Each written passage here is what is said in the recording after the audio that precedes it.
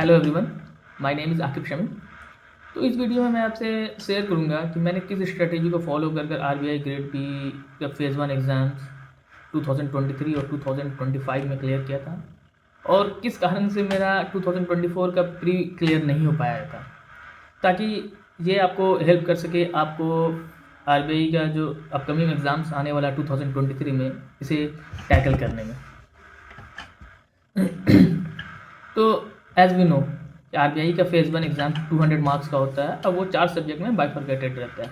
आपका 80 मार्क्स का general awareness रहता है, 30 marks aptitude, 30 marks English and 60 marks reasoning. तो इसका हर चारों सब्जेक्ट इक्वली इम्पॉर्टेंट है। अगर आप सोचेंगे किसी आप 2 सब्जेक्ट में आप अच्छा कर लोगे, बाकी ओवरऑल अच्छा कर ओवरऑल आपका कट ऑफ निकल जाएगा, तो that is not going to happen. You have to be equally smart in all for those subjects. पहले 2023 तक अगर हम देखेंगे तो सीट्स 200 से एबव आता था, तो इसके कारण कट ऑफ जो है आपका सेक्शनल कट ऑफ उतना ज़्यादा हाई नहीं जाता था। तो आप ओवरऑल कट ऑफ इसका 15% रहता था। जैसे 15% रहता था, मान लीजिए अगर एप्टीट्यूड 30 मार्क्स का है तो 15% लगता था, 4.5 मार्क्स में उसका आपका सेक्शनल कट ऑफ निकल जाता था और ओवरऑल आपका कट ऑफ निकालने में करंट अफेयर्स के थ्रू आप ओवरऑल कट ऑफ क्लियर कर लेते थे। बट 2024 से सीट बहुत ही ज़्यादा इसमें कम आने लगा वैकेंसी। अगर आप देखें तो वैकेंसी 2024 में शायद 60 के अराउंड था, तो कट ऑफ बहुत ज़्यादा हाई चला गया था। कट ऑफ जो आपका है वो शायद 25% चला गया था कट ऑफ, जिस कारण सेक्शनल कट ऑफ हाई हो गया था। तो बहुत लोगों का ओवरऑल कट ऑफ क्लियर था बट सेक्शनल कट ऑफ नहीं निकल पाया था। इस कारण मेरा भी 2024 का अगर मार्क्स देखेंगे तो मेरा भी एप्टीट्यूड और रीजनिंग का ही सेक्शनल कट ऑफ नहीं क्लियर हुआ था, तो उसके कारण मेरा निकला नहीं था। तो अब हम जब बात करते हैं 2025 जो पिछले साल एग्ज़ाम्स हुआ था इसका, तो इसमें कट ऑफ फिर से फर्दर इम्प्रूव होकर वो 30% चला गया था ओवरऑल कट ऑफ। तो इसके कारण भी बहुत लोगों का वही सेम इम्पैक्ट रहा कि ओवरऑल कट ऑफ तो निकल रहा था but sectional cut off clear नहीं हो पा रहा था। तो इससे मतलब यही एक चीज़ कंक्लूड किया जा सकता है कि आपको इस एग्ज़ाम को क्रैक करने के लिए, फेज़ वन को क्रैक करने के लिए आपको इक्वली इम्पॉर्टेंस सभी सब्जेक्ट को आपको देना होगा। तो बात करते हैं पहले मैंने किस तरीके से एप्टीट्यूड को और रीजनिंग को हैंडल किया। तो एप्टीट्यूड रीजनिंग मैंने 2023 तक जो एग्ज़ाम दिया था तो उसका मैं कुछ एक्स्ट्रा नहीं करता था, क्योंकि मेरा बेसिक्स एप्टीट्यूड रीजनिंग का क्लियर था। तो मैं सिर्फ और सिर्फ आरबीआई का मॉक टेस्ट लगाता था, और वो मॉक टेस्ट के लिए मैं ओलिव बोर्ड प्रीफर करता था, तो वहाँ से काम हो जा रहा था। बट 2024 ऑनवर्ड से इसका सेक्शनल कट ऑफ हाई जाने लगा, तो आप इसे इतना लाइटली नहीं ले सकते हो। तो इसके लिए आपको इक्वली टाइम डिवोट करना होगा एप्टीट्यूड रीजनिंग के लिए भी।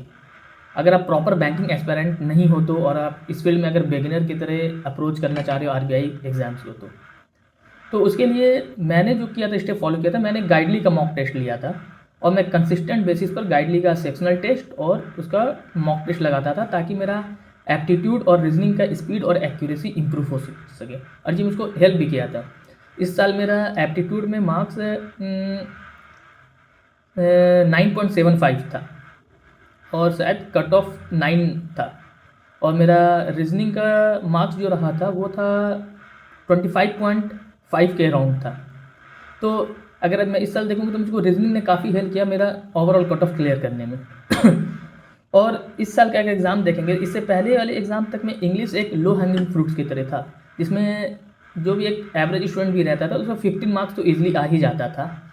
बट इस साल से इंग्लिश का क्वेश्चन भी काफ़ी टफ हो गया है, तो आपको इंग्लिश भी डायरेक्टली नहीं मिला। जैसे इंग्लिश का कोई भी क्वेश्चन आपके पास आ रहा था तो उसके हर क्वेश्चन में ऑप्शंस जो था वो मल्टीपल स्टेटमेंट बेस्ड था, जिस कारण उस क्वेश्चन को टैकल करना टफ हो जा रहा था, और उसका कॉम्प्रीहेंशन भी कॉम्प्लिकेटेड था, मतलब इजीली कॉम्प्रीहेंड भी नहीं हो पा रहा था अगर कॉम्प्रीहेंशन को भी इसके आप देखते तो इस साल से इंग्लिश भी इक्वली इंपॉर्टेंट हो गया है।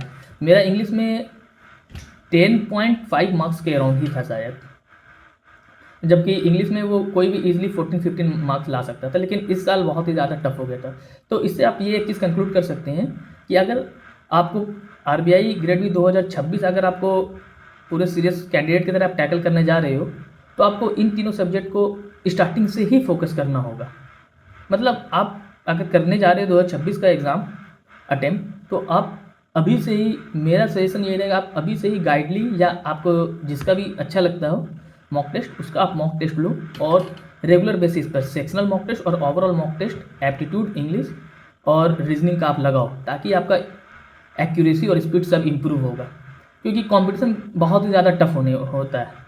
क्योंकि आप इस साल ही ले लो, अबाउट 1 लाख के लगभग फॉर्म्स फिलअप होता है, तो 60 to 70% लोग तो इसमें अपीयर होते ही हैं। और ओवरऑल मेंस के लिए जो शॉर्टलिस्ट कैंडिडेट था इस साल का, वो लेस देन 1500 था। तो आपको इस कंपटीशन में बने रहने के लिए इसमें तो आपको एक्स्ट्रा एफर्ट डालना होगा। और अदर देन दिस, अगर हम लोग करंट अफेयर्स के दिन बात करें, तो मेरे अकॉर्डिंग वो अभी से करने का कोई मतलब नहीं बनता है।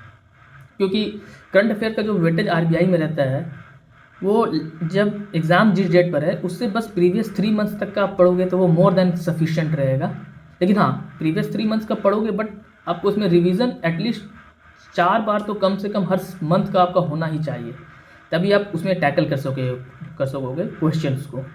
और साथ में आपका स्टैटिक, जो फाइनेंस का जो स्टैटिक पार्ट है, वो भी आपका कवर होना चाहिए। तो आप फाइनेंस के स्टैटिक पार्ट को अभी से ही लेकर चलो, क्योंकि ये आपको फेज़ 1 क्लियर करने में हेल्प भी करेगा और आपका एक बेस मजबूत स्ट्रॉन्ग करेगा, जिससे कि जो कि आपको आरबीआई न्यूज़, आरबीआई नोटिफिकेशन को कॉम्प्रीहेंड करने में भी हेल्प करेगा। और साथ में आपका फेज़ 2 भी कवर अप हो जाएगा। और इसके अलावा ही बात करें अगर हम फेज़ 1 के लिए, इसके अलावा तो आप गवर्नमेंट स्कीम्स भी अभी से ही पढ़ना आप स्टार्ट करो, क्योंकि गवर्नमेंट स्कीम्स बहुत ही ज़्यादा रोल प्ले करता है। वो प्री में भी उससे रिलेटेड क्वेश्चंस रहता है और मेंस में भी रिलेटेड रहता है। और इसके अलावा आपको ये गवर्नमेंट स्कीम्स बहुत बार ऐसे लिखने में भी हेल्प करता है। तो मेरा सजेशन ये रहेगा कि फ्रॉम टुडे ऑनवर्ड्स आप गवर्नमेंट स्कीम्स पर ही फोकस करना स्टार्ट कर सकते हो। बट आप करंट अफेयर्स को अभी छोड़ सकते हो। वो अगर आपको लगता है कि नोटिफिकेशन जुलाई के मंथ में आएगा, तो आप फिर जून से करंट अफेयर्स उठाना स्टार्ट कर सकते हो। बट अभी से करंट अफेयर्स पढ़ना कोई फ़ायदे का चीज़ नहीं, क्योंकि वो आपको रिटेन भी नहीं हो पाएगा। तो मेरा सजेशन ये रहेगा कि आप उसके अलावा आप गवर्नमेंट स्कीम्स पर ज़्यादा फोकस करो, वो अभी से ही पढ़ो, ताकि क्योंकि गवर्नमेंट स्कीम्स को रिटेन कर पाना, उसका डेटा पूरा, वो बहुत ही इंपॉर्टेंट हो जाता है, याद नहीं रह पाता है, रिटेन नहीं रह पाता है। तो मेरा यही सजेशन रहेगा, आप इससे फॉलो करो, ये आपको ऑब्वियसली हेल्प करेगा और आपको प्री क्लियर करने में आई होप बहुत ज़्यादा इससे आपको हेल्प मिलेगा। तो इस वीडियो में इतना ही था। Thank you.